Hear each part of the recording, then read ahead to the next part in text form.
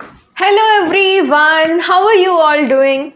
I hope you all are all right, and today we are going to start up with the chapter number 12 of class 10th science, that is electricity. Okay so आज हम करने वाले हैं class 10th science का electricity chapter, और जिसके हम क्या करेंगे आज NCERT सॉल्यूशन. ठीक है, NCERT सॉल्यूशंस और कौन से वाले बैक एक्सरसाइज के जो NCERT क्वेश्चंस हैं उनके हम आज सॉल्यूशंस करने वाले हैं. ओके, इन टेक्स्ट क्वेश्चंस के भी करेंगे. पहले हम एक्सरसाइज वाले क्वेश्चंस के इन टेक्स्ट आंसर्स देख लेते हैं, सॉल्यूशंस देख लेते हैं. Okay, so the first question is okay. So सबसे पहले यहाँ पर आपको स्क्रीन पे क्वेश्चन दिख जाएगा. सबसे पहले आपको क्या करना है, वीडियो को पॉज करना है और उस क्वेश्चन को अटेम्प्ट करना है. ठीक है, और जब आप वो क्वेश्चन अटेम्प्ट करेंगे, अगर आपको क्वेश्चन सही है, आंसर जो आपने निकाला है, तो बहुत अच्छी बात है.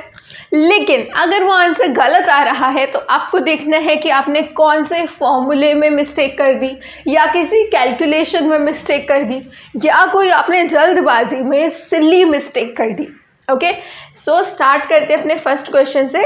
सो फर्स्ट क्वेश्चन ये रहा आपकी स्क्रीन पर. आप पॉज करेंगे और क्वेश्चन को ट्राई करेंगे. ठीक है, सो अब हम देखते हैं इस क्वेश्चन को.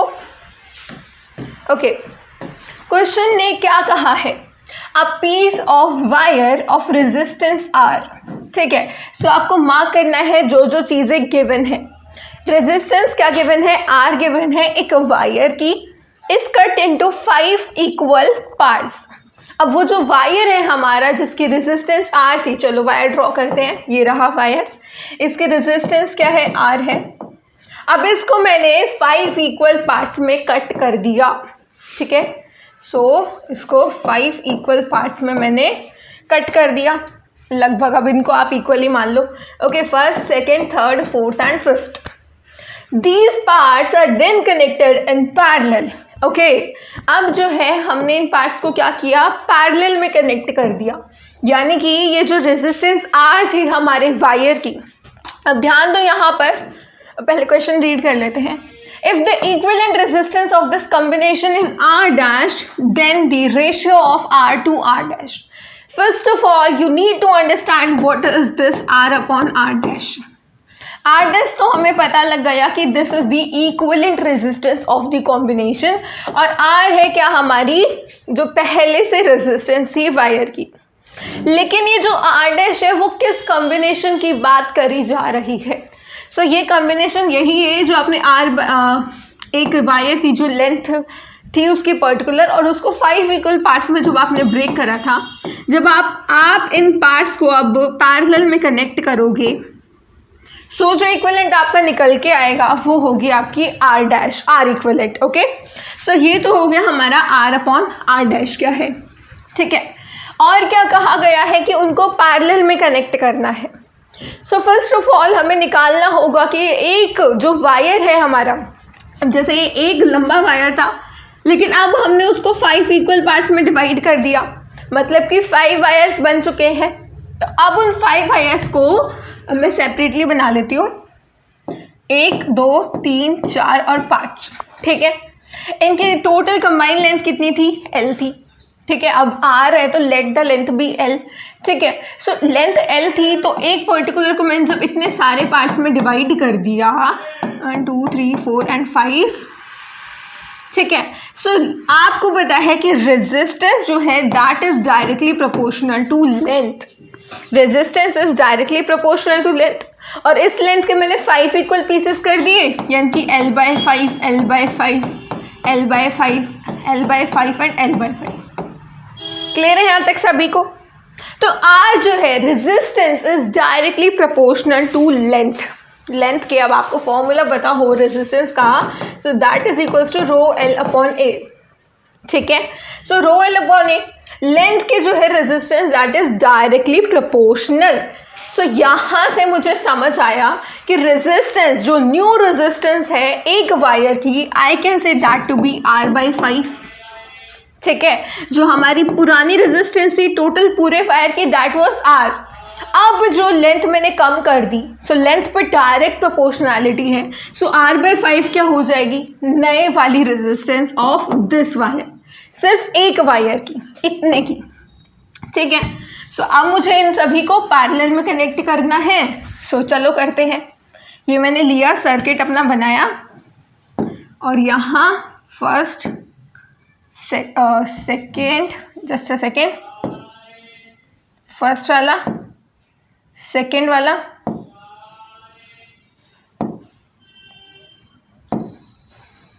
ये हमने कर लिए सभी वायर्स को पैरेलल में कनेक्ट, ठीक है। सो रेजिस्टेंस इसकी कितनी है, R/5, R/5, R/5, R/5 and R/5। अब काफ़ी सिंपल हो चुका है। रेजिस्टेंस, अगर रेजिस्टेंस पैरेलल में कनेक्टेड हो तो फॉर्मूला क्या होता है R इक्विवेलेंट का, 1/R equivalent is equals to 1/R1 plus 1/R2 plus 1/Rn। याद है सभी को?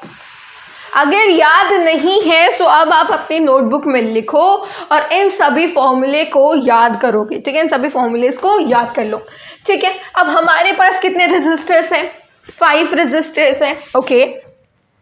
सो हमें क्या करना होगा, 1/R equivalent is equals to 1/, सभी के वैल्यूज इक्वल है, इसका ध्यान रखना यहाँ पर। So R1 equals to R2 equals to R3 equals to R4 equals to R5 equals to R/5, clear है इतना। सो अब मुझे क्या करना है, 1/, देखो यहाँ ध्यान से समझो, 1/R/5 लिखना है। तो मैं इतना लंबा लंबा लंबा लंबा लिखूंगी 5 बार, उसके बजाय डायरेक्ट मैं इसको ऊपर ले जाके 5/R लिख दूँ, सिंपल है। 1/R/5 is equals to 5/R। कैसे हुआ देखो, दोबारा समझो यहाँ पर, 1/R/5 जो है 1 के नीचे कुछ भी नहीं है, यानी कि 1 के नीचे 1 है, और क्या है नीचे R/5 है। तो ये जो नीचे डिवाइड में है ये ऊपर जाके मल्टीप्लाई में हो जाएगा। सो 1/1 इंटू में ये नीचे वाला ऊपर चला जाएगा, 5/R। 1/1 को डायरेक्ट हटा सकती हूँ मैं, कोई मतलब नहीं है 1 का। सो क्या हो गया, 5/R। सो इस तरीके से मैं क्या करूँगी, 5/R को 5 टाइम्स लिखूंगी, 5/R, 5/R। क्लियर हो रहा है सभी को? ठीक है, काफ़ी सिंपल चीज़ है ये। फर्स्ट क्वेश्चन है इसीलिए सिंपल है आपका, बाकी सभी क्वेश्चन सिंपल है। धीरे धीरे आप समझोगे, फॉर्मूले को आप अप्लाई करना सीखोगे, सो सारे क्वेश्चंस आपके इजी हैं, ठीक है। सो 1/R इक्विवेलेंट क्या हो गया, 5/R, 5/R, इन सभी को मैंने ऐड कर दिया। सो अब क्या हुआ, अब डिनोमिनेटर सेम है, so 1/R equivalent is equals to 25/R, ठीक है। अब मुझे याद हो तो निकालना है R/R', जहां पर मैंने आपको बताया था this R' is what, this is R equivalent, R equivalent है। सो सिंपली मैं क्या करूंगी, इनको क्रॉस मल्टीप्लाई कर दूंगी, क्रॉस मल्टीप्लाई, R ऊपर चला जाएगा तो R/R' का मुझे रेशियो मिल जाएगा, ठीक है। सो R/R इक्विवेलेंट को R' लिखते हैं, इक्वल्स टू 1 नीचे आ जाएगा, 25/1। सो ये मुझे रेशियो मिल गया जो मुझे चाहिए था, रिक्वायर्ड था इस क्वेश्चन के according. R/R' is equals to 25/1, ठीक है। अब आप ऑप्शंस को देखोगे तो डायरेक्ट 25 गिवन है, so this is the correct answer. Clear है सभी को? देखिए यहाँ पर करेक्ट आंसर इज 25। सो इसी के साथ आपका फर्स्ट क्वेश्चन कंप्लीट होता है। अब मूव ऑन करेंगे सेकेंड क्वेश्चन पे, okay. So our second question is saying which of the following does not represent electrical power in a circuit। सो आपको बताना है इनमें से वो कौन सी वैल्यू है जो कि एक सर्किट की इलेक्ट्रिकल पावर को रिप्रेजेंट नहीं कर रही। सो इस क्वेश्चन के लिए आपको रिवाइज करना होगा पावर वाला कॉन्सेप्ट। चलिए समझते हैं पावर के formulae. So first of all आपको एक फॉर्मूला पता होना चाहिए, P is equals to VI। This is what, power का फॉर्मूला है। P क्या होता है, power, V is voltage, I is equals to current, ठीक है। अब यहाँ 4 ऑप्शन दे रखे हैं, यानी कि आपको कम से कम अब 4 ऑप्शन है तो एक ही करेक्ट आंसर होगा। और उन्होंने पूछा है डज नॉट मतलब कि कोई इनकरेक्ट है इनमें से, वही करेक्ट आंसर होगा। मतलब कि हमें 3 फॉर्मूले निकालने होंगे, ठीक है। So P is equals to V I. अब हमारा एक तो ये हो गया वी आई, मतलब कि ये करेक्ट आंसर नहीं हो सकता क्योंकि पावर के फॉर्मूले को रिप्रेजेंट कर रहा है, ठीक है। सेकेंड फॉर्मूले के लिए मैं क्या करूंगी, V क्या होता है, from Ohm's law. Ohm's law याद है सभी को? ओम्स लॉ क्या कहता है, V is equals to I R. Okay, अब मैं V की वैल्यू रख दूंगी इस वाली इक्वेशन में, P is equals to I R into I, ठीक है। This is I। सो क्या बन जाएगा, I स्क्वायर R। सो ये बन गया हमारा second formula, P is equals to I square R। ये आपका करेक्ट आंसर पावर के फॉर्मूले के लिए, क्वेश्चन का करेक्ट आंसर नहीं है। अब हमें ये 2 ऑप्शंस और देखने होंगे, ठीक है। अब ये जो ओम्स लॉ है हमारा V equals to I R तक, ठीक है। हम ये भी तो कर सकते हैं कि I की जगह वैल्यू रख दें, I is equals to V by R. यहीं से आया है I is equals to V by R. अब मैं क्या करूँगी, I की जगह वैल्यू पुट कर देती हूँ, P is equals to V I और I को रख दिया मैंने V बाय आर। I को V बाय आर रख दिया तो P is equals to V square by R हमारा फॉर्मूला बनके तैयार हो चुका है। सो ये रहा हमारा V स्क्वायर अपॉन आर। ये क्या है, V स्क्वायर अपॉन आर, ठीक है। सो यानी कि ये हमारा वी आई करेक्ट रिप्रेजेंट कर रहा है पावर को, V square upon R power को करेक्टली रिप्रेजेंट कर रहा है और आई स्क्वायर आर भी पावर को करेक्टली रिप्रेजेंट कर रहा है, यानी कि इस क्वेश्चन का करेक्ट आंसर है बी, ठीक है। So B is the correct answer. So इस क्वेश्चन से आपको समझ आना चाहिए कि सभी फॉर्मूले आपको याद हो, पावर के सभी फॉर्मूले इंपॉर्टेंट हैं। इनफैक्ट हर एक फॉर्मूला आपका जो भी इस चैप्टर में गिवन है, ओम्स लॉ है, पावर के फॉर्मूले हैं, जूल्स लॉ ऑफ हीटिंग है, हर एक चीज़ काफ़ी इंपॉर्टेंट है। सो चलिए मूव ऑन करते हैं अपने थर्ड क्वेश्चन की तरफ। ओके, सो हमारा थर्ड क्वेश्चन क्या कह रहा है, An electric bulb is rated 220 volt and 100 volt, ठीक है। 220 वोल्ट एंड 100 वोल्ट, ओके। मतलब कि ये वोल्ट जो है V रिप्रेजेंट करता है वोल्ट को, that means voltage. Volt represent करता है हमारी वोल्टेज को। और अगर मैं बात करूँ वॉट की, W की, दैट मीन वॉट, और वॉट रिप्रेजेंट कर रहा है पावर को। क्लियर है, यूनिट से इतना समझ आया? Okay. An electric bulb is rated 220 volt and 100 what, ठीक है, ये हमें क्लियर है। When it is operated on 110 volt, the power consumed will be, simple question है। आपको कहा गया है कि इलेक्ट्रिक बल्ब की रेटिंग आपको दे रखी है और आपको पता है कि फर्स्ट कंडीशन में क्या है, केस 1 में पावर 100 वोल्ट्स है और वोल्टेज 220 वोल्ट है। केस 2 में आपको बताना है कि अगर मैंने वोल्टेज को, पावर क्या होगी अगर मैंने वोल्टेज को 110 वोल्ट्स कर दिया तो। So it's a very simple question. Last वाले क्वेश्चन में याद हो अगर आपको, तो थर्ड क्वेश्चन में हमने पता किए थे पावर के फॉर्मूले। पावर के फॉर्मूले आई स्क्वायर आर, वी आई और वी स्क्वायर बाय आर, ये क्या है, पावर के फॉर्मूले। सो इन्हीं में से कोई हमें यूज़ करना होगा, ठीक है। सो हम देख लेते हैं हमारे रिक्वायरमेंट्स क्या हैं। हमें पता है वोल्टेज पता है, सो वोल्टेज से रिलेटेड फॉर्मूला कौन सा है, P is equals to V I और एक फॉर्मूला है वी स्क्वायर बाय आर, और एक और लिख लेते हैं आई स्क्वायर आर, ठीक है। ओके, सो हमारे रिक्वायरमेंट्स क्या है, हमें पता क्या है, वोल्टेज पता है और वोल्ट पता है, यानी कि ये तो हमें पता है। हमें एक चीज़ और पता है, that is V voltage, okay. When it is operated on 110 volt, the power consumed will be। अब आप यहाँ पर ध्यान दो तो हमें रेजिस्टेंस हम निकाल सकते हैं, लेकिन करंट के बारे में यहाँ पर कोई बात नहीं की गई है। ठीक है, करंट के बारे में यहाँ कोई बात नहीं की है, यानी कि हम इस फॉर्मूले को यूज़ नहीं कर सकते और इस फॉर्मूले को भी हम यूज़ नहीं कर सकते बिकॉज हमें करंट के बारे में पता नहीं है। सो इनको आप कट कर दो, बचा क्या हमारा P is equals to V square by R. अब क्वेश्चन तो ये है, आर का भी नहीं पता हमें। सो जस्ट अ सेकेंड, देखो पावर पता है हमें, फर्स्ट केस की पावर है 100 वॉट, V पता है 220, सो 220 अब का स्क्वायर। ठीक है, और हमें रेजिस्टेंस निकालनी है अपॉन आर। ओके, सो हम इस चीज़ को कर सकते हैं यहाँ पर।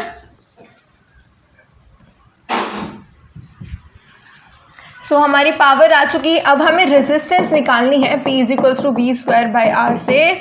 सो हमें पता है R is equals to V square by P बन जाएगा हमारा फॉर्मूला। ओके, सो R क्या था हमारा, सॉरी वी स्क्वायर क्या था 220, यानी कि 22 का स्क्वायर क्या होता है 484 और 2 zeros अपॉन में 100 वॉट यानी कि पावर। ओके, सो 0 से 0 कैंसिल, R आ चुका है हमारा 484 ओम। क्लियर है सभी को, R क्या आया 484 ओम्स। अब ध्यान दो, अगर आप तो एक ही इलेक्ट्रिक बल्ब की बात चल रही है, 2 या 3 इलेक्ट्रिक बल्ब की बात नहीं हुई, यानी कि मटेरियल क्या है, सेम मटेरियल है और सेम मटेरियल है, करंट भी हमने चेंज नहीं करा, यानी कि रेजिस्टेंस भी क्या होगी, रेजिस्टेंस भी सेम होगी।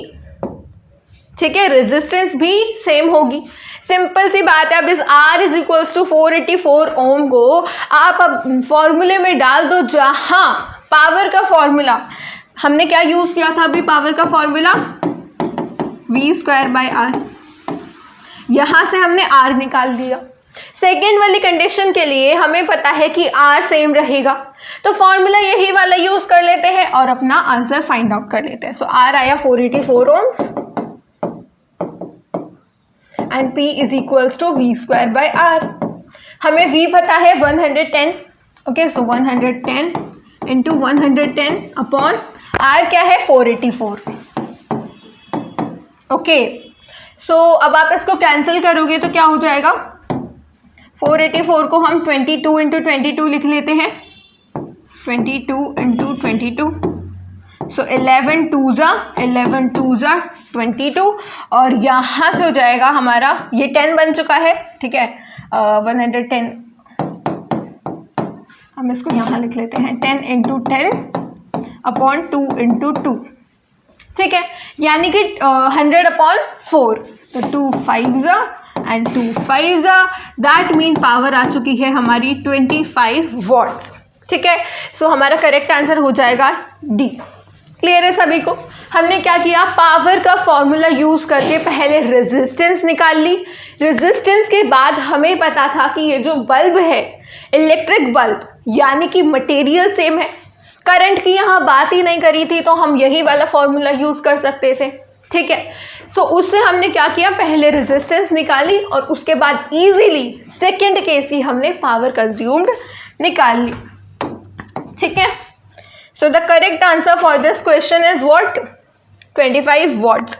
आप यहाँ से भी नोट डाउन कर सकते हो, energy consumed by the appliances P is equals to V square upon R and R equals to V square upon P। ये वाला फॉर्मूला तो हम यूज़ नहीं कर सकते, ठीक है, क्योंकि हमें करंट के बारे में नहीं पता है। सो हम डायरेक्टली जंप करते हैं वी स्क्वायर अपॉन आर वाले फॉर्मूले पे, वहाँ से हमने वैल्यूज पुट करके क्या करा, रेजिस्टेंस की वैल्यू निकाल ली और फिर इस वाले फॉर्मूले में सेकंड केस के लिए वैल्यूज सब्सटीट्यूट कर दी और उसके बाद हमने क्या किया, सब्सटीट्यूट करने के बाद हमारा आंसर आ गया 25 watts. So this was all about this question. Now let's move on to the next question. Okay, so our next question is saying two conducting wires of the same material। ध्यान देना, same material है तो कहीं ना कहीं resistance और resistivity वाली बात जो है क्लिक करनी चाहिए दिमाग। ठीक है, सो क्या कहा है, सेम मटेरियल है end of equal length, equal diameter, ये सारी चीजें इक्वल दे रखी है। हो सकता है रेजिस्टेंस या रेजिस्टिविटी की बात यहाँ करी जाए। are first connected in series and then in parallel in a circuit across the same potential difference. यानी कि दो केसेस हो गए हैं, एक सीरीज वाला केस है, एक पैरेलल वाला केस है, दोनों में ही वोल्टेज जो है सेम है, Vs is equals to Vp. ठीक है. The ratio of heat produced in series and parallel combination would be. अब आपको जो है हीट प्रोड्यूस, जब मैंने कहा था फर्स्ट क्वेश्चन में बताया था मैंने आपको कि सभी फॉर्मूलेज पता होने चाहिए. So H is equals to what, P into T, power into time, और हमें पता है P is equals to I square R into T. ठीक है, मतलब आई स्क्वायर आर P का फॉर्मूला है और T ऐड हो गया तो हमारा हीट का फॉर्मूला बन गया. ठीक है. So H is equals to P T, H is equals to I square R into T, और क्या लिखेंगे हम पावर का, हीट का फॉर्मूला. एक और फॉर्मूला बताया था मैंने आपको पावर का, V इंटू आई, साथ में T ऐड कर देंगे. और एक और फॉर्मूला बन सकता है that is I square R को, जब पावर को हम I की वैल्यू रख देंगे V बाय आर, तो V by R into I, sorry V by R into में R और V स्क्वायर आर होगा. So V square upon R square into में R, that mean V square upon R. और heat का formula निकालेंगे तो V square upon R into T. Clear है सभी को? डेरिवेशन क्लियर हो गई? यस. ओके. सो यहाँ से ये हो गए हमारे हीट के फॉर्मूले. तो अब हमें डिसाइड करना होगा कि इन सभी हीट के फॉर्मूलेज में से, काफ़ी सारे हैं ये तो, सभी को तो यूज़ नहीं करेंगे, कोई एक फॉर्मूला हमें यूज़ करना होगा according to the question. Question में जो चीज़ें गिवन है उसके बेसिस पे हम फॉर्मूला यूज़ करेंगे और अपना आंसर फाइंड आउट कर लेंगे. ओके. सो क्वेश्चन ने बात करी है सेम पोटेंशियल डिफरेंस की और रेजिस्टेंस की. ठीक है. और टाइम भी आपका सेम है कि भाई सेम अमाउंट ऑफ टाइम के लिए ये ट्रैवल करें, यानी कि T is also same. So first फॉर्मूले के अकॉर्डिंग पावर, तो हमें पावर के बारे में नहीं पता है तो ये कैंसिल हो गया. सेकेंड फॉर्मूले में आई की वैल्यू आ गई, आई के बारे में भी नहीं पता हमें तो ये भी कैंसिल हो गया. अगेन थर्ड फॉर्मूले में आई की वैल्यू आ गई जिसके बारे में हमें नहीं पता. सो बचा कौन सा, H is equals to V square upon R into T. यही फॉर्मूला यूज करेंगे. ठीक है. क्लियर हुआ हम फॉर्मूलेज को कैसे डिसाइड करते हैं, कौन सा फॉर्मूला यूज करना होगा. 2-4 बार जब आप क्वेश्चंस करोगे, डेरिवेशंस नोट डाउन कर लोगे, समझ लोगे, तो ये सभी फॉर्मूलेज आपके फिंगर टिप्स पे हो जाएंगे. So H is equals to V square upon R into में टी. ये वाला फॉर्मूला हम यूज करने वाले हैं. नाउ पूछा क्या गया है, ratio of heat produced in series and parallel combination. That mean आपको निकालना होगा HS upon HP. HS means heat produced in series combination and HB is heat produced in parallel combination. ठीक है. सो दोनों केसेस के लिए यही फॉर्मूला यूज करेंगे. Okay. HS is equals to V square upon RS into में T. ठीक है. और अच्छे से लिख लेते हैं, HS is equals to V square upon RS, यानी कि वो रेजिस्टेंस जो सीरीज में जब हमने कनेक्ट करा रेजिस्टर्स को तो हमें मिली, इंटू में टाइम, अपॉन में HP is equals to V square upon RP into में T. अब ध्यान दो, क्वेश्चन ने कहा था same potential difference, that mean VS is equals to VP. Again हमें पता है T जो है जिसने टाइम के लिए अप्लाई करा गया है, ये सारी चीज़ें अप्लाई करी हैं, हीट प्रोड्यूस निकालनी है, वो भी सेम है. दैट मीन ये V स्क्वायर और ये V स्क्वायर सेम है, इक्वल है तो हम कैंसिल कर सकते हैं, टाइम इक्वल है तो हम कैंसिल कर सकते हैं. सो फाइनली हमारे पास क्या बचा, HS upon HP is equals to RP upon RS. Clear हुआ सभी को कैसे आया ये फॉर्मूला अब इस क्वेश्चन के लिए. ठीक है. सो अब यूज करेंगे HS upon HP is equals to RP upon RS. अब इसके लिए हमें पता होनी चाहिए equivalent resistance in series as well as in parallel combination. So first case हम सीरीज के लिए निकाल लेते हैं. We know that in series combination R equivalent is equals to R1 plus R2. Okay, R equivalent is equals to R1 plus R2। यहाँ हमें पता है कि सेम मटेरियल है, यानी कि रेजिस्टिविटी सेम है, सेम लेंथ है, इक्वल लेंथ है, यानी कि L सेम है, और equal diameter, that mean A भी सेम है। सो बचा क्या, फॉर्मूला लगाओ, R is equals to rho L upon A। सारी चीजें सेम है, दैट मीन रेजिस्टेंस सेम है। Okay, so we know that two conducting wires है, two wires, so R and R। Okay, so R plus R हो जाएगा, that mean 2R आ जाएगा हमारा series combination में। ठीक है, सो यहाँ आ जाएगा 2R। और पैरेलल कॉम्बिनेशन में क्या होगा, पैरेलल कॉम्बिनेशन में 1 by R equivalent is equals to 1 by R1 plus 1 by R2. Again, we'll put the value R1 and R2 as R. Okay, so 1 by R equivalent is equals to 1 by R plus 1 by R. That means 2 by R आ गया हमारा 1 by R equivalent। ठीक है, so इसको यहाँ लिख लेते हैं थोड़ा, 1 by R2।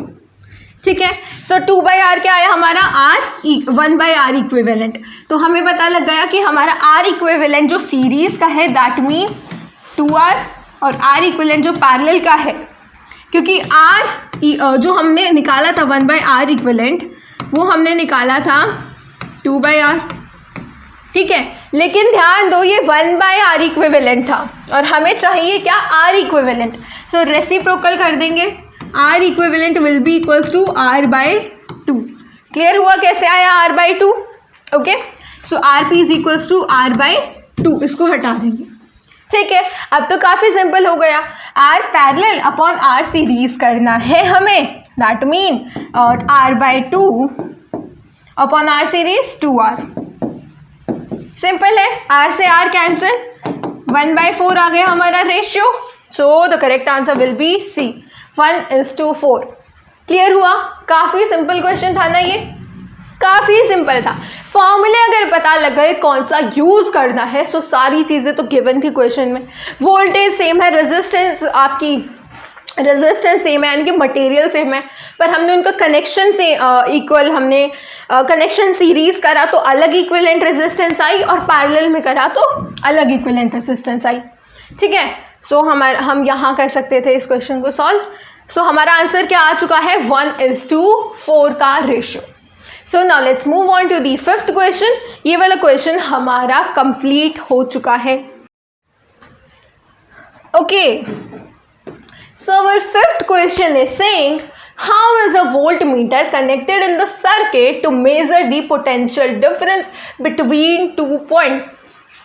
अब इसका मतलब क्या है, किस तरीके से कनेक्ट करें, क्या बताना है। मतलब देखो, कनेक्शन का मतलब, कनेक्शन पूछा है यानी कि सीरीज या पैरेलल, दो ही कनेक्शन है, सीरीज है पैरेलल है, तो उनमें से उन्होंने पूछा है वोल्टमीटर का कनेक्शन हम सीरीज में डालेंगे या पैरेलल में डालेंगे। सो अगर आपने चैप्टर अच्छे से पढ़ा है तो आपको पता होगा कि पैरेलल कनेक्शन में हम वोल्टमीटर को यूज़ करते हैं और सीरीज कनेक्शन में we use ammeter. Okay, voltmeter किस काम आता है, वोल्टमीटर हमारा voltage, that mean voltmeter measures potential difference, voltmeter measures what, potential difference. अब ये वाला कॉन्सेप्ट मैं आपका थोड़ा सा क्लियर कर देती हूँ यहाँ पर कि हमें वोल्टमीटर को पैरेलल में क्यों कनेक्ट करना होता है। So let's draw a circuit here. ये हमारा एमीटर है, ये हमारा रेजिस्टर है, ये वोल्टमीटर, और ये हमारी बैटरी। ठीक है, सो मैंने यहाँ कनेक्ट कर दिया वोल्टमीटर को पैरेलल में रेजिस्टर के साथ और एमीटर को सीरीज में।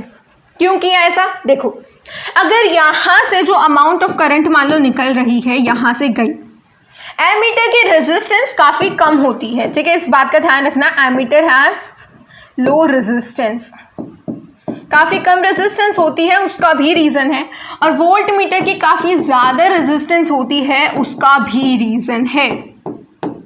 क्यों होती है वोल्टमीटर की ज़्यादा रेजिस्टेंस, ताकि ये जो करंट फ्लो हो रहा है हमारे सर्किट में, अब क्योंकि देखो यहाँ पैरेलल कॉम्बिनेशन हो चुका है, यानी कि इस तरीके के कॉम्बिनेशन में क्या होता है कि करंट मान लो यहाँ से स्टार्ट हुआ, सो यहाँ आएगा और यहाँ वाला पार्ट और यहाँ वाला यानी कि पाथ चेंज कर लेगा, यहाँ बन जाएगा I1 और यहाँ बन जाएगा I2। क्लियर है? यहाँ बन जाएगा I2, यहाँ बन जाएगा I1, यानी कि करंट अपना पाथ चेंज कर रहा है। ठीक है, दोनों में अलग अलग अमाउंट ऑफ करंट फ्लो होगी। अगर यहाँ पे वोल्ट मीटर की बात करूँ, इसकी इतनी ज़्यादा रेजिस्टेंस होगी, सो करंट इतना प्रेफर नहीं करता कि मैं ज़्यादा रेजिस्टेंस वाली जगह पर जाऊँ। अगर करंट के पास ये ऑप्शन है कि मान लो यहाँ पर बहुत ज़्यादा रेजिस्टेंस है और करंट के पास ऑप्शन है कि यहाँ कम रेजिस्टेंस है, तो वो कम रेजिस्टेंस वाले के पास जाएगा। दैट मीन यहाँ कम अमाउंट ऑफ करंट फ्लो होगा। तो वोल्ट मीटर हमारा मैक्सिमम बता सकता है कि पोटेंशियल डिफरेंस क्या है अक्रॉस दी टर्मिनल्स। ठीक है, और एमीटर की अगर मैं बात करूँ, एमीटर में कम अमाउंट ऑफ करंट, अगर कम नहीं, ज़्यादा लो रेजिस्टेंस है, सो मैक्सिमम करंट जितना हमारा सर्किट प्रोवाइड कर रहा है, बैटरी प्रोवाइड कर रही है, वो एमीटर से फ्लो होकर जाएगी। सो हमें करेक्ट मेजर ऑफ करंट मिल जाएगा। सो विद दिस आपका क्वेश्चन भी कंप्लीट होता है। To measure the voltage between any two points, the volt meter should be connected in parallel between the two points. Clear है सभी को? I hope this is all clear to you. Okay, ठीक है। So now let's move on to the sixth question. Sixth question क्या कह रहा है? एक कॉपर वायर है हमारे पास। ठीक है, कॉपर वायर है that has diameter 0.5 millimetre. So first of all diameter लिखेंगे 0.5 millimetre. Okay, and resistivity given है 1.6 इंटू 10⁻⁻8 ओम्स। ओम में हम रेजिस्टेंस को मेजर करते हैं, ओम मीटर होता है रेजिस्टिविटी की unit. What will be the length of this wire to make its resistance 10 ohm? अगर मुझे रेजिस्टेंस चाहिए 10 ओम, सो लेंथ क्या होनी चाहिए वायर की? If diameter is given to you, resistivity is given, R that mean resistance is given, so length निकालना is not a big deal. Yes, so R is equals to rho L upon A. Formula लगाएंगे R is equals to rho L upon A. ठीक है, second part है यहाँ से question का, ये बाद में रीड हम करेंगे। यहाँ पर देखो आर का फॉर्मूला क्या हो गया? Rho L upon A. Okay, R पता है, रो पता है, ए पता है, एल निकालना है। ओके, सो हमें क्या पता है? L is equals to R into A upon rho. इस वाले फॉर्मूले से निकाला हमने। ठीक है, ये दोनों इकट्ठे हो जाएंगे। मान लो R A is equals to rho L, so L is equals to R A upon rho. इसी फॉर्मूले से निकाला है हमने ये लेंथ का फॉर्मूला। ठीक है, सो यहाँ हम पुट कर देंगे वैल्यूज़, और वैल्यूज़ को पुट करने के बाद अपना आंसर इजीली निकाल लेंगे। बट फर्स्ट ऑफ ऑल आपको यहाँ ध्यान देना होगा the diameter is given to you 0.5 millimetre. ठीक है, और किसी भी वायर की अगर मैं बात करूँ, सो वायर इस तरीके से होता है। ठीक है, अगर मैं इसका टॉप व्यू लूँ तो मुझे ये सर्कुलर एरिया दिखेगा, राइट? इस सर्कुलर एरिया मुझे दिखेगा अगर मैं इसका टॉप व्यू लेती हूँ तो। दैट मीन हमें एरिया निकालना होगा सर्कल का। ठीक है, क्योंकि हमें टॉप व्यू में सर्कुलर वहाँ पर जो है एरिया दिखाई देता है। ठीक है, लेकिन सर्कल का एरिया क्या होता है? पाई आर स्क्वायर। आर का तो नहीं पता हमें, पाई तो चलो कांस्टेंट है, आर का तो नहीं पता। ओके, डायमीटर तो पता है ना, लेकिन यहाँ मिलीमीटर गिवन है। यूनिट का ध्यान देना, that is very important. 0.5 millimetre है, and you know that 1 metre is equals to 100 centimetres and 1 centimetre is equals to 10 millimetre. 1 centimeter is equals to 10 millimeter. So from here you can calculate 1 meter is equals to 10 to the power 3 millimeter. ठीक है, 10 to the power 3 means what? 10 के बाद जैसे 10 की power 3 लिख रहे हैं, that mean 1 के बाद 3 जीरो और आ चुकी हैं। ठीक है, क्लियर हुआ? सो हम लिख सकते हैं 0.5 into 10 to the power -3 metre, not 3 -3 आएगा क्योंकि सॉरी +3 ही आएगा, +3, क्योंकि हम बड़ी क्वांटिटी से छोटी क्वांटिटी की तरफ जा रहे हैं तो प्लस में वैल्यू आएगी। अगर मैं मिलीमीटर की बात करती so 1 millimetre is equals to 10⁻³ metre, ठीक है। और हमें यहाँ पर मिलीमीटर को कन्वर्ट करना है मीटर में, सो मिलीमीटर को कन्वर्ट कर रहे हो तो माइनस का साइन लगेगा, क्योंकि हम छोटी क्वांटिटी से बड़ी क्वांटिटी की तरफ मूव कर रहे हैं, ठीक है। सो हमारी फाइनल क्या आ गई, डायमीटर क्या आ गया हमारा फाइनल, 10 × 10⁻³ मीटर, ठीक है। इतना क्लियर हुआ सभी को, क्लियर हुआ, डायमीटर समझ आया। अब वैल्यू पुट कर देते हैं, L is equals to RA/ρ। R क्या है, 10 ohm, okay. L is equals to 10 × A πr², सो 22/7 R का स्क्वायर यानी कि 0.5 × 0.5, और साथ में हम लगाएंगे क्या, 10⁻³ 2 बार आएगा, सो 10⁻³ और इंटू 10⁻³ अगर आप करोगे so that will result into 10⁻�6। आपको पता होना चाहिए कि पावर्स ऐड हो जाती हैं, ठीक है। सो साथ में हम लगा लेंगे यहाँ पर 10 × 22 × 0.5 × 0.5 इंटू 10⁻�6 अपॉन में 22/7 हमने डाला था, ठीक है। और हमारा क्या आ गया, R आ चुका है, R हमने रख दिया है, रो लिखना है 1.6 × 10⁻⁸ ओम मीटर, ठीक है। लेकिन अभी ये हमारा कंप्लीट नहीं हुआ है लेंथ का, ठीक है। कई सारे बच्चे इतना ही करेंगे और इसको सॉल्व कर देंगे, उनका आंसर मैच नहीं करेगा। क्यों नहीं हुआ आंसर मैच, ध्यान दो, यहाँ पर आपको ये डी गिवन है डायामीटर, और फॉर्मूले के अकॉर्डिंग हमें चाहिए क्या, radius, okay. So R is what, R is equals to D/2, सो यहाँ भी करेंगे इंटू 2 क्योंकि 2 बार हमने D को यूज़ करा है, ओके। सो अब जैसे ही आप इसको सॉल्व करोगे, सॉल्व कर लेना आप इसको, ठीक है। कैसे सॉल्व करोगे, 2 11 = 22, 2 5 = 10, और आप कर सकते हो 55 × 5 5 = 25, 0.25 इंटू में 10⁻�6, और ये माइनस का 8 ऊपर जाके प्लस का 8 बन जाएगा, ठीक है, अपॉन में 7 × 1.6, ठीक है, ओके। अब यहाँ पर आप देखोगे +2 बन जाएगी पावर, और इसी तरीके से जब आप इसको सॉल्व करोगे तो आपकी वैल्यू आ जाएगी 122.7 मीटर अप्रॉक्सीमेटली। क्लियर हुआ, हमने वैल्यूज पुट करी है, और इसका ध्यान रखना है यूनिट का, ओके। यूनिट का ध्यान रखना है, और सभी जो नीचे नेगेटिव पावर होती है वो ऊपर जाके पॉजिटिव बन जाती है, ठीक है। सो हम आंसर मैच करते हैं अपना, ओके। Answer is not given, yes दे रखा है आपको, the length of the wire is 122.72 metre and the new resistance is 2.5 ohm. नई रेजिस्टेंस भी निकाल लेते हैं हम। नई रेजिस्टेंस के लिए हमें क्या करना होगा, रेजिस्टेंस चेंज निकालना है if the diameter is doubled. Diameter को अगर मैंने डबल कर दिया सो रेजिस्टेंस में क्या चेंज आएगा।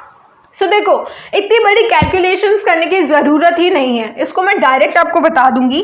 कई बार क्या होता है, आप पूरी कैलकुलेशन करते हो and that is not required, ठीक है, दैट इज़ नॉट रिक्वायर्ड। तो हमें पता होना चाहिए R is equals to what, R is equals to ρL/A, and if I am doubling the diameter, अगर मैं डायामीटर को डबल कर रही हूँ, ठीक है, डायामीटर को, that mean I am doubling the radius, यानी कि रेडियस डबल हो रहा है, रेडियस डबल हो रहा है, यानी कि πr² में πr² की जगह π2r का स्क्वायर लिखा जाएगा, दैट मीन π/4r², ठीक है, π/4r², ये बन जाएगा हमारा न्यू एरिया। क्लियर हो रहा है। सो हमने क्या निकाल लिया, न्यू एरिया निकाल लिया, ठीक है। अब देखो π/4r² और r में हमें पता है भाई लेंथ तो वही है, बस एरिया को डबल करा गया है, that mean r is equals to ρL/A। A जो पहले ए था, दैट मीन ए पहले क्या था, πr² था, अब वो पाई 4r² हो चुका है, दैट मीन्स 4 टाइम्स a, ठीक है। सो हम क्या करेंगे डायरेक्टली, अब देखो जो ये नए वाली रेजिस्टेंस है अब वो 4 टाइम्स कम हो जाएगी पुराने वाली रेजिस्टेंस से, क्योंकि हमें पता है अगर आप रेशियो निकालो r' का, सो ρl/4a अपॉन में ρl/a, that mean ρl/4a into में a/ρl, दैट मीन ρl से ρl कैंसिल, a से 4a का a कैंसिल, यानी कि हमारी नई रेजिस्टेंस पुरानी रेजिस्टेंस से 1/4 टाइम्स होगी इन दिस कंडीशन, ठीक है। पुरानी रेजिस्टेंस की 1/4 टाइम्स, ठीक है। इतना क्लियर हुआ कैसे निकाला मैंने, ठीक है। ये आपको एक चीज़ एक बार क्लियर हो जाएगी ना, फिर आपको कोई कंफ्यूजन ही नहीं रहेगी। आपको डायरेक्टली ये पता होना चाहिए, डायमीटर डबल कर दिया तो मैंने रेडियस को डबल कर दिया, रेडियस को डबल कर दिया मतलब कि मैंने एरिया को 4 टाइम्स इंक्रीज कर दिया, बिकॉज जो हमारा रेडियस होता है 2r का स्क्वायर होगा ना, तो 2 का स्क्वायर यानी कि 4, यानी कि हमारी जो रेजिस्टेंस है that will decrease by 4 times, okay. और इस केस में हमें पता है रेजिस्टेंस इज गिवन एज, जो हमारी पुरानी रेजिस्टेंस है r, दैट इज 10 ओम। सो हमें पता है नई resistance is equals to r/4, पुरानी रेजिस्टेंस का 1/4, that mean new resistance will be 10/4, that mean new resistance is equals to 2.5 ohms। Clear हुआ सभी को? इतनी लंबी कैलकुलेशन करने की, रो की वैल्यू, एल की वैल्यू फिर से रखने की, एरिया को फिर से निकालने की, इतना सब कुछ करने की ज़रूरत नहीं है, डायरेक्ट वैल्यू पुट करो और आंसर आ जाएगा, ठीक है। सो आपकी लेंथ भी आ चुकी है और आपकी नई रेजिस्टेंस भी आ चुकी है, ओके। सो ये है आपका इस क्वेश्चन का आंसर। कंप्लीट हो गया हमारा 6th question. Now let's move on to the next question.